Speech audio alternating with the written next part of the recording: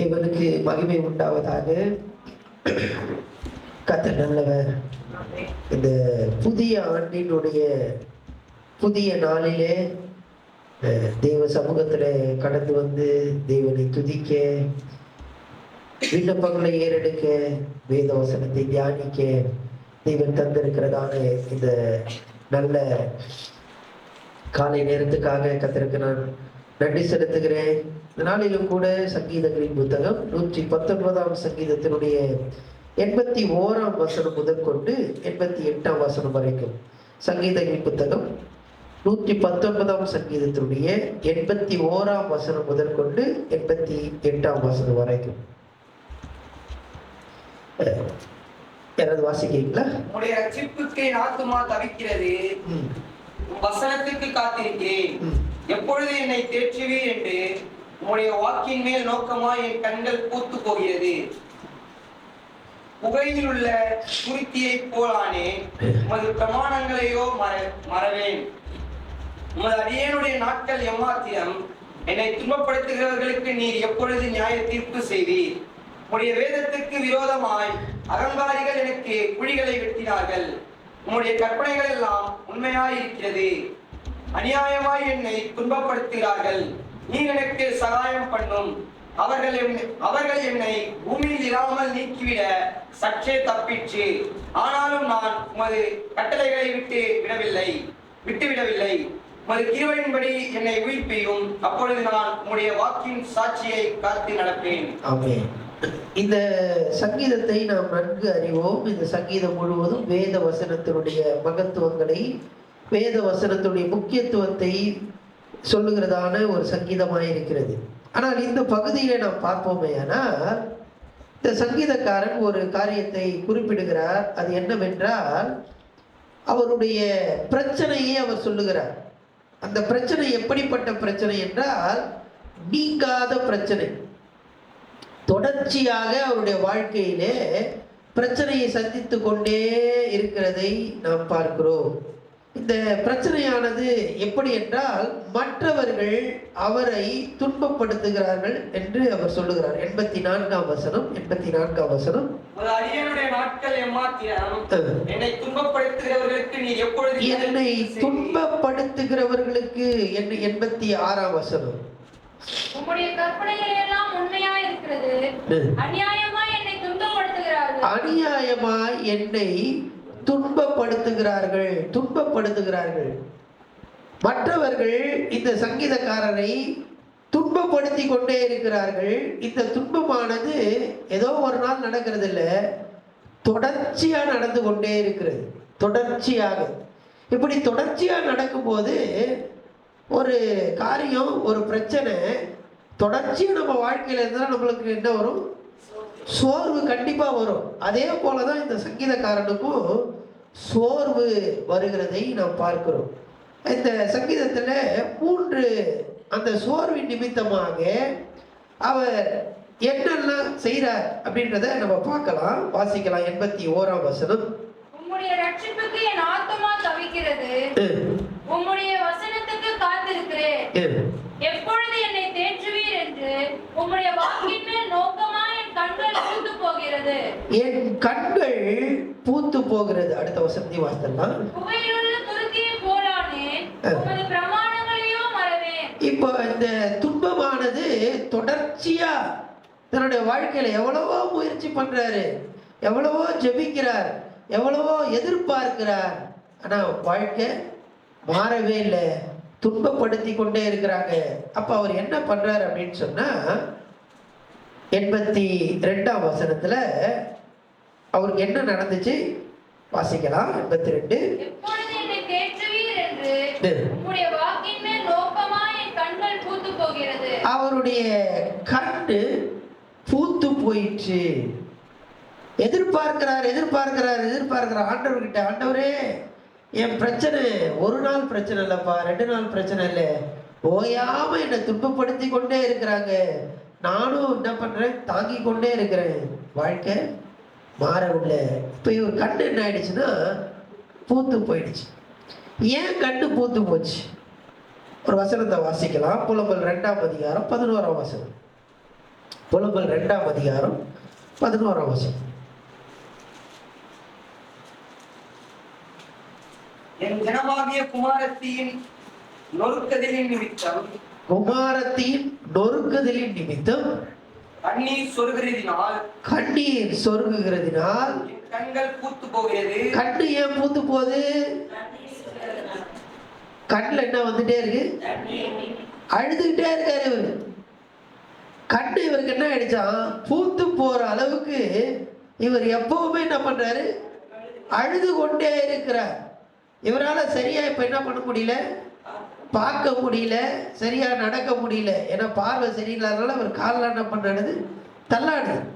ஏன்னா கண்கள்ல தண்ணி, அழுதுகிட்டே இருக்கார். அழுது அழுது அழுது இவர் கண் பூத்து போயிற்று.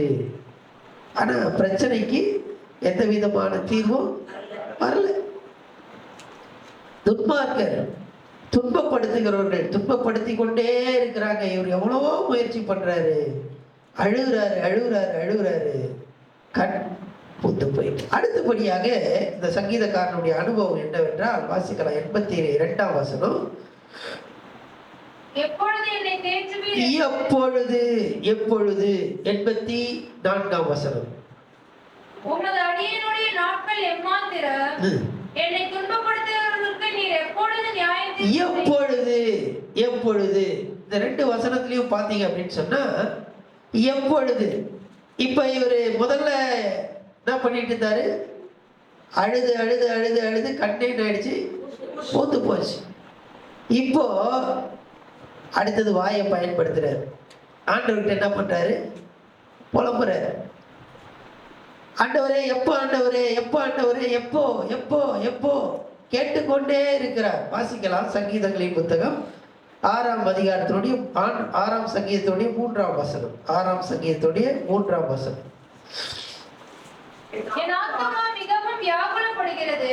கர்த்தாவே எதுவரைக்கும் இறங்காதிருப்பீர்? எதுவரைக்கும் இறங்காதிருப்பீர்? சங்கீதங்கள் இங்கே சொல்லுகிறதான எதுவரைக்கும் கேட்டுக்கொண்டே இருக்கிறார். வெளிப்படுத்தல் 6ஆம் அதிகாரம், வெளிப்படுத்தல் 6ஆம் அதிகாரம் 9ஆம் வசனம் 10ஆம் வசனம். வெளிப்படுத்தல் 6, 9, 10. ஒரு 5ஆம் முத்திரை உடைத்தபோது தேவ வசன நிமித்தம் தாங்கள் கொடுத்த சாட்சி நிமித்தமும் கொல்லப்பட்டவருடைய ஆத்துமாக்களை மரிப்பதற்கு கீழே கண்டேன். அவர்கள் பரிசுத்தமும் சத்தியமுள்ள ஆண்டவரே, தேவரே பூமியின் மேல் குடியிருக்கிறவர்களுக்கு எங்கள் இரத்தத்தை குறித்து எதுவரைக்கும் நியாய தீர்ப்பு செய்யாமல், எதுவரைக்கும் என்னை துன்பப்படுத்துறவங்கிட்ட நியாய தீர்ப்பு செய்யாமல் பழி வாங்காமல் என்னை துன்பப்படுத்திட்டே இருக்காங்க ஆண்டவரே. எதுவரைக்கும் எதுவரைக்கும் பொறுமையா இருப்பீர்? என்னை துன்பப்படுத்தி கொண்டே இருக்கிறாங்க. என் கண்ணே என்ன ஆயிடுச்சு? பூத்து போச்சு. இப்ப வாயில என்ன பண்றாரு? கேட்டுக்கொண்டே இருக்கிறார். எதுவரைக்கும் எதுவரைக்கும் எதுவரைக்கும்? ஒரு வசனத்தை வாசிக்கலாம். எரேமியாவை தீர்க்கதரிசன புத்தகம் 12ஆம் அதிகாரம். எரேமியா 12, 3, 4. கர்த்தாவே, நீர் என்னை அறிந்திருக்கிறீர், என்னை காண்கிறீர். என் இருதயம் உமக்கு முன்பாக எப்படிப்பட்டது என்று சோதித்து அறிகிறீர். அடிக்கப்படும் ஆடுகளைப் போல அவர்களை விழுங்கி போட்டு கொள்ளை நாளுக்கு அவர்களை நியமியும். எந்த மட்டும் தேசம் புலம்பி எல்லா வெளியில் குழும்பாடி. பாருங்க, அதுக்கு முன்னாடி பாத்தீங்கன்னா ஆண்டவரே நான் படுற பிரச்சனை எல்லாம் உனக்கு எல்லாத்தையும் அறிஞ்சிருக்கிறீர். என் பிரச்சனை உங்களுக்கு தெரியாத பிரச்சனை இல்ல, எல்லாம் உங்களுக்கு தெரியுது. அந்த வசனத்தை திருப்பி வாசிக்கலாம். 3ஆம் வசனம். நீர் என்னை அறிந்திருக்கிறீர், நீர் அறிந்திருக்கிறீர், என்னை காண்கிறீர், என்ன பார்க்கிறீங்க ஆண்டவரே. என் இருதயமும் உமக்கு தெரியும். அடிக்கப்படும் ஆடுகளைப் போல அவர்களை பிழிந்து போட்டு கொலை நாளுக்கு அவர்களை நியமியும். எந்த மட்டும் ஆண்டவரே, இதெல்லாம் நீங்க பார்த்துட்டு கூட எவ்வளவு நாள் நீங்க என்ன பண்றீங்க?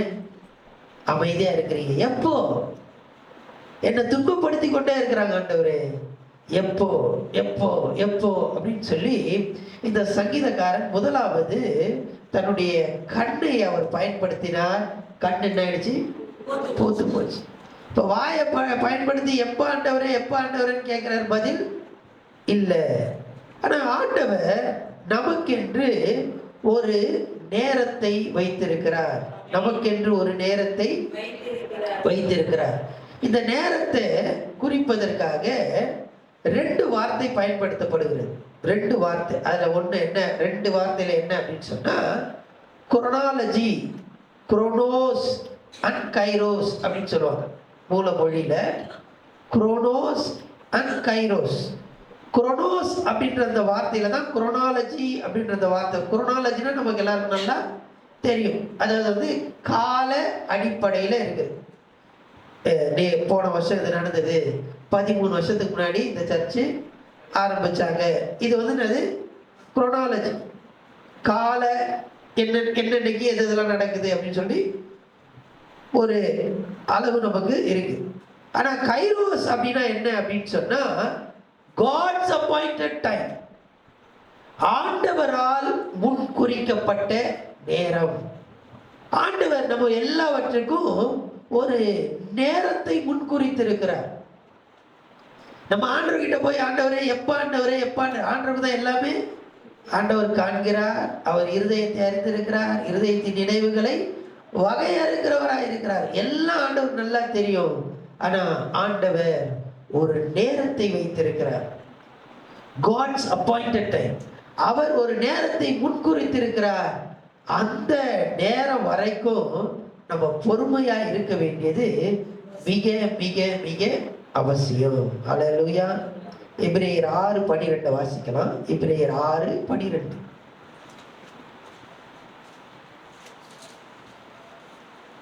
உங்களுக்கு நம்பிக்கையின் பூரண நிச்சயம் உண்டாகும்படி நீங்கள் யாவரும் முடிவு பரியந்தம் அப்படியே ஜாக்கிரதையாய் காண்பிக்க வேண்டும் என்று ஆசையாய் இருக்கிறோம். முடிவு பரியந்தம். முடிவு பரியந்தம் எப்படி இருக்கணும்? ஜாக்கிரதையா இருக்கணும். ஆண்டவர் ஒரு நேரத்தை வைத்திருக்கிறார். அந்த நேரத்துக்கு வரைக்கும் நம்ம எப்படி இருக்கணும்? ஜாக்கிரதையா. நம்ம கண்ணீர் சிந்தி சிந்தி சிந்தி சிந்தி கண் பூத்து போகிறதுனால ஒரு பலனும். அதனால ஆண்டவர்கிட்ட நம்ம ஜெபிக்க கூடாதுன்னு இல்லை. ஜெபத்துல கண்ணீர் வடிப்பது என்பது அது வேற. உபவாசித்து கண்ணீர் சிந்துவது என்பது அது வேற. ஆனா இது என்ன அப்படின்னு சொன்னா, மனுஷரிடத்துல இப்பெல்லாம் பார்த்தீங்கன்னா ஃபோன் வந்துருக்கு. இப்போ வந்து வீடியோ கால் வேற வந்துருக்கு. எல்லாம் என்ன பண்றாங்க? அழகா வீடியோவே பண்ணிட்டு என்ன பண்றாங்க? புலம்புறாங்க. அப்படியே அதை அழுகுறத பார்த்ததுமே அங்க அதை பார்க்குறாங்க பாருங்க, அவங்க உடனே கிளம்பி வந்துடுறாங்க சண்டை போடலான்னு.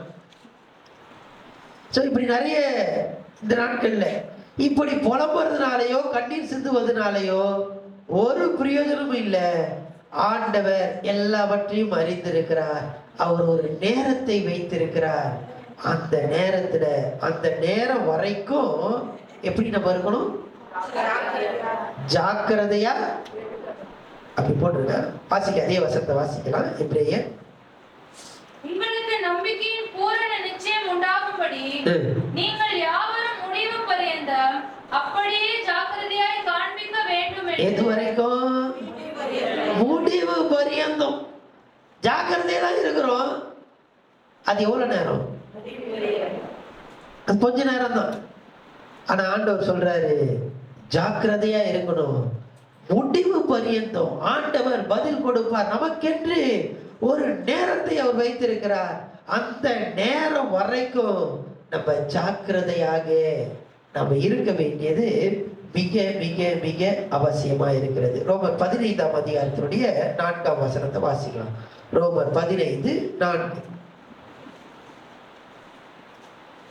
தேவ வசனத்தினால் உண்டாகும் பொறுமையினாலும் ஆறுதலினாலும் நாம் நம்பிக்கையுள்ளவர்களாக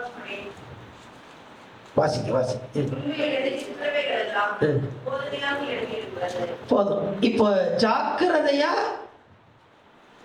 முடிவு பரியந்தம் இருக்கணும். அடுத்தது எப்படி இருக்கணும்? பொறுமையா இருக்கணும். ஜாக்கிரதையா இருக்கிறோம் முடிவு பரியந்தம். அடுத்தது எப்படி இருக்கணும்? முடிவு பரியந்தம் ஜாக்கிரதையாக பொறுமையா இருக்கணும். எப்படிங்க நான் பொறுமையா இருக்கிறது? ஒரு நாள் 2 நாள் பிரச்சனைனா பரவாயில்ல, நானும் பொறுத்து பொறுத்து பொறுத்து பார்க்கிறேன். எவ்வளவு நாள் தான் நான் பொறுக்கிறது? ஏன்னா இந்த சங்கீதக்காரன் என்ன பண்றாங்க, எல்லாம் துன்பப்படுத்திக்கிட்டே இருக்காங்க. ஆண்டவர் சொல்றாரு, ஏன்பா நீ பொறுமையா இரு.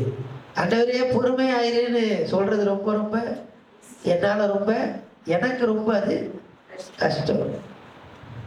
ஒரு முறை ஒரு நபர் என்ன பண்ணாரோ, ஆண்டவர்கிட்ட ஜெபித்தாராம், ஆண்டவரே எனக்கு பொறுமையை தாங்க, அதை இப்பவே தாங்க. ஆண்டவர் சொன்னாராம், பொறுமையாரு அப்படின்னா. ஸோ நம்ம பொறுமையை கேட்குறோம், அதை பெற்றுக்கொள்வதற்கு கூட நமக்கு என்ன இல்லை, பொறுமை இல்லை. ஆண்டவர் சொல்றாரு, உன் பிரச்சனையெல்லாம் நான் அறிந்திருக்கிறேன்ப்பா. நீ அழுது அழுது அழுது உன் கண் பூத்து போவதனால ஒரு பிரயோஜனமும் இல்லை. புலம்பி புலம்பி புலம்பி வாயில எப்போ எப்போ எப்போ எப்போ எப்போ அப்படின்னு கேட்கறதுனால ஒரு பிரயோஜனமும் இல்லை. நான் உனக்கென்று ஒரு நேரத்தை நான் வைத்திருக்கிறேன். அது வரைக்கும் எப்படி இருக்கணும்? பொறுமையா இருக்கணும், ஜாக்கிரதையாக இருக்க வேண்டியது அவசியம். இப்போ வாசிக்கிறேன் சங்கீதங்கள் புத்தகம் 9ஆம் சங்கீதத்துடைய 15ஆம் வசனம். சங்கீதம் 9:15. ஜாதிகள் தாங்கள் வெட்டின குழியில் தாங்களே விழுந்தார்கள், அவர்கள் மறைவாய் வைத்த வலையில் அவர்களுடைய காலை அகப்பட்டு கொண்டு. இப்ப எனக்கெல்லாம் துன்பப்படுத்துறாங்கல்ல, இந்த துன்பப்படுத்திட்டே இருக்கிறாங்க. இப்படி துன்பப்படுத்தி அவங்களுக்கே தெரியாம என்ன பண்றாங்க, கீழே அதுல விழுந்துடுறாங்க. 15ஆம் வசனம் திரும்பவும் வாசிக்கலாம். அவங்க வெட்டின குழியில் தாங்களே விழுந்தார்கள்,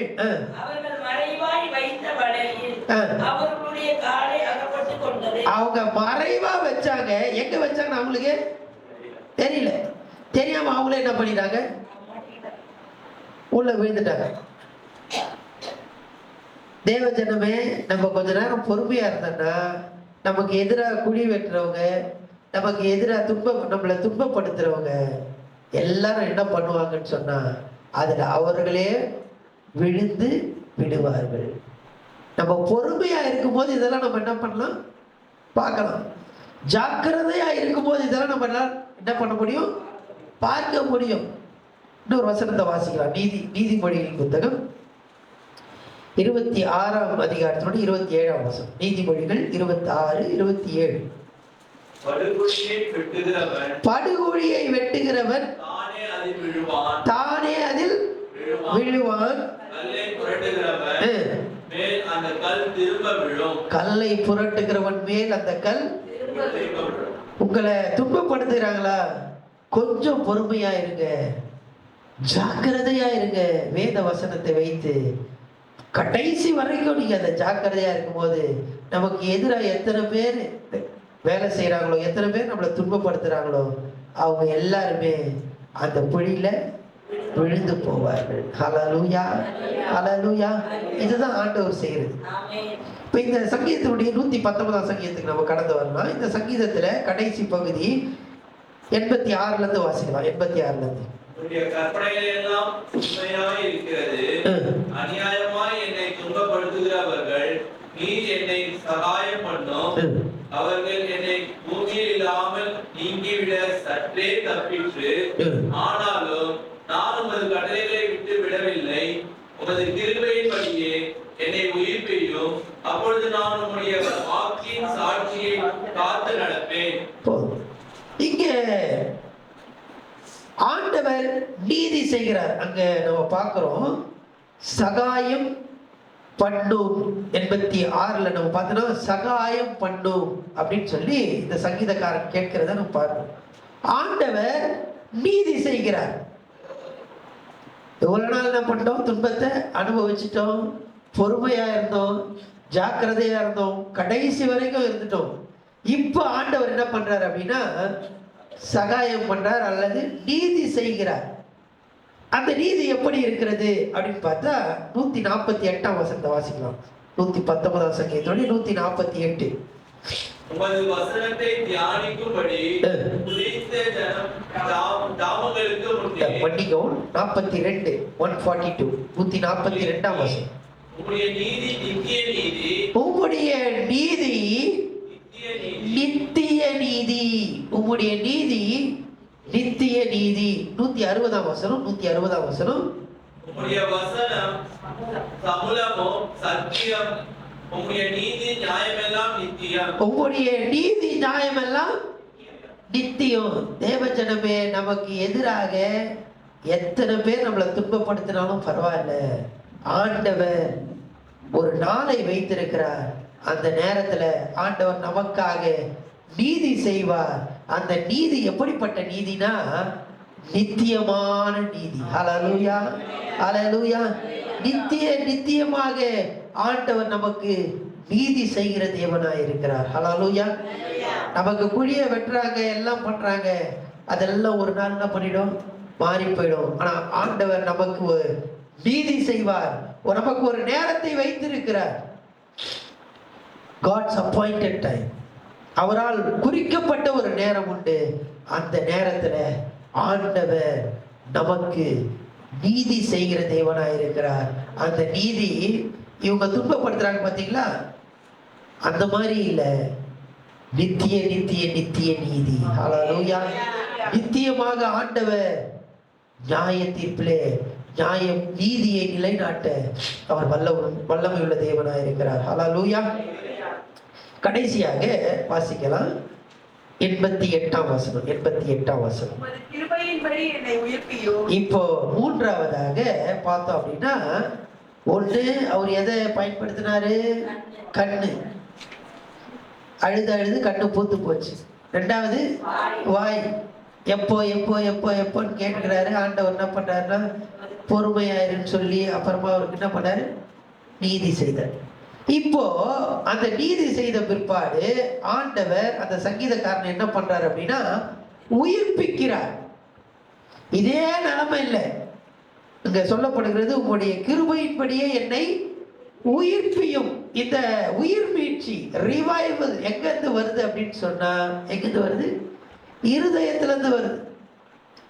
கண்ணு பூத்து போச்சு, வாய் எப்ப எப்ப எப்பன்னு கேட்டுடுச்சு. ஆனா இப்ப ஆண்டவர் என்ன பண்றாரு அப்படின்னா நம்முடைய இருதயத்தை உயிர்ப்பிக்கிறார். ஹல்லேலூயா, ஹல்லேலூயா. உங்க வாழ்க்கையில எவ்வளவு பிரச்சனை இருந்தாலும் பரவாயில்ல, ஆண்டவர் நீதி செய்கிற தேவன். அவர் நீதி நித்திய நீதி. அவர் நம்மை உயிர்ப்பிக்கிற தேவனாய் இருக்கிறார். ஹல்லேலூயா, ஹல்லேலூயா.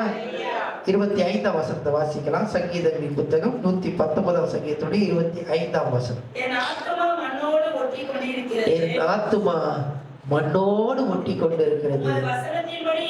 உங்களுடைய வசனத்தின்படி என்னை உயிர்ப்பி. ஆண்டவர் எப்படி நம்மை உயிர்ப்பிக்கிறார் என்றால் வசனத்தின்படி உயிர்ப்பிக்கிறார். இங்க வாசித்ததான இந்த 88ஆம் வசனத்துல கிருபையின்படி உயிர்ப்பிக்கிறார். ஆமென். வசனத்தின்படி உயிர்ப்பிக்கிறார், கிருபையின்படி உயிர்ப்பிக்கிறார். இனி நம்மை எதிர்க்கிறதான அந்த துன்பப்படுத்துகிறதான அந்த நபர்களை நம்ம தேடி பார்த்தாலும் காண முடியாது. ஒருவேளை அவங்க இருந்தாலும் பரவாயில்ல, நான் உயிர் மீட்சி பெற்று விட்டேன். ஹல்லேலூயா. தேவஜனமே, இந்த நாளில இந்த சங்கீதக்காரனுடைய அனுபவம் நம்முடைய அனுபவமாய் மாறட்டும். நம்ம வாழ்க்கையில பிரச்சனை ஒரு நாள் 2 நாள் பிரச்சனை இல்லைங்க, இது மாறாத பிரச்சனையா இருக்கு. என்னை துன்பப்படுத்தி கொண்டே இருக்கிறாங்க அப்படின்னு நீங்க யோசித்தீங்கன்னு சொன்னா, தேவஜனமே கலங்க வேண்டாம். ஜாக்கிரதையாக பொறுமையாக முடிவு பரியந்தம் நம்ம இருக்கலாம். ஆண்டவர் நம்மை உயிர்ப்பிக்கிற தேவனாய் இருக்கிறார். கண்களை மூடி கர்த்தரை நோக்கி நம்ம பார்க்கலாம். வசனத்தின்படி நம்ம உயிர்ப்பிக்கிற தேவன், அவருடைய கிருபையின்படி உயிர்ப்பிக்கிற தேவன். கண்களை மூடி, ஆண்டவரே என்னுடைய சூழ்நிலையை மாற்றுகிற தேவன் நீரப்பா. ஹல்லேலூயா. நான் அழுது அழுது அழுது அழுது அழுது என் கண்கள் பூத்து போனது போதும் ஆண்டவரே. நான் எப்ப எப்ப எப்ப எப்ப பேசி ஆண்டவரே நான் புலம்பினது போதும் ஆண்டவரே. ஆண்டவரே என்னோட வாழ்க்கையில ஒரு உயிர் மீட்சியை கர்த்தர் நீர் கட்டளையிடுவீராக. ஆண்டவரே நீ நீதி செய்கிற தேவன். ஹல்லேலூயா. நீர் செய்கிற நீதி நித்திய நீதியாயிருக்கிறபடினாலே ஸ்தோத்திரம் அப்பா. எனக்கு விரோதமாய் குழியை வெட்டுகிறவர்கள் அதிலேயே அவர்கள் தெரியாமல் விழுந்து விடுகிறார்கள் அப்பா. அப்படியாய் ஆண்டவரே நீ நீதி செய்கிற தேவனா இருக்கிறபடினாலே ஸ்தோத்திரம் அப்பா. என்னுடைய இருதயத்துல ஒரு உயிர் மீட்சியை கர்த்தர் நீ கட்டளையிடும்படியாய் கேட்கிறோம். ஒரு ரிவைவலை கர்த்தர் நீ கட்டளையிடும்படியாய் கேட்கிறோம் அப்பா. ஸ்தோத்திரம் அப்பா. நாங்கள் இருக்கிறதான இந்த நிலைமையில அல்லப்பா, நாங்கள் புலம்புகிற நிலைமையில அல்லப்பா, நாங்கள் கண்ணீர் சிந்துகிற நிலைமையில அல்லப்பா, நாங்கள் உயிர் மீட்சி அடைந்து ஹல்லேலூயா ஹல்லேலூயா தேவன் எங்களுக்கு என்று வைத்திருக்கிறதான அந்த நீதியை அனுபவிக்கிறவர்களாக ஹல்லேலூயா நீர் எங்களை மாற்றும்படியாக இந்த காலை வேளையிலே எங்களை நாங்கள் அர்ப்பணிக்கிறோம். ஹல்லேலூயா ஹல்லேலூயா. தொடர்ச்சியாய் ஆண்டவரே பிரச்சனையை சந்தித்து கொண்டிருக்கிறதான எங்களுக்கு எங்களுடைய இருதயத்தில் ஒரு பெரிய உயிர் மீட்சியை கர்த்தர் கட்டளையிட்டு தேவனுடைய நீதியை நாங்கள் அனுபவிக்கத்தக்கதாக ஆண்டவரே நீர் எங்களுக்கு உதவி செய்ய போற தயவுக்காக ஸ்தோத்திரம் ஆண்டவரே. ஹல்லேலூயா ஹல்லேலூயா ஹல்லேலூயா. பரலோக பிதாவே மை துதிக்கிறோம் அப்பா. எங்களுக்கு உயிர் மீட்சியை தருகிற தேவன், உடைய கிருபையின்படி உடைய வசனத்தின்படி எங்களை எடுத்து நிறுத்தி ஆண்டவரே எங்கள் பிரச்சனைகளை எல்லாம் ஜெயிக்கத்தக்கதாக எங்களுக்குள்ளே உயிர் மீட்சியை கட்டளையிடுகிற தேவன். அப்படியா ஆண்டவரே தேவ ஜனத்துக்கு நீர் கட்டளையிடும்படியாய் கேட்கிறோம். விசேஷமா இந்த நாளுக்காக ஜெபிக்கிறோம். இந்த நாளிலே யார் யார் என்னென்ன காரியங்களை திட்டமிட்டு இருக்கிறார்களோ ஆண்டவரே அந்த திட்டங்களை எல்லாம் கர்த்தர் நீர் ஆசீர்வதிக்கும்படியாய் கேட்கிறோம். ஆண்டவரே அந்த திட்டங்களிலே தேவ கரம் அசைவாடும்படியாய் கேட்கிறோம். உடைய பாதுகாப்பை கர்த்தர் நீர் கட்டளையிடுவீராக. ஆண்டவரே இந்த நாள் எங்களுக்கு ஒரு ஆசீர்வாதத்தின் நாளாக, சந்தோஷத்தின் நாளாக இந்த நாளை நீர் மாற்றி அருளும்படியாய் கேட்கிறோம். தொடர்ந்து வேத வசனம் ஆண்டவரே தேவ பிரசன்னம் எங்களிலே நிறை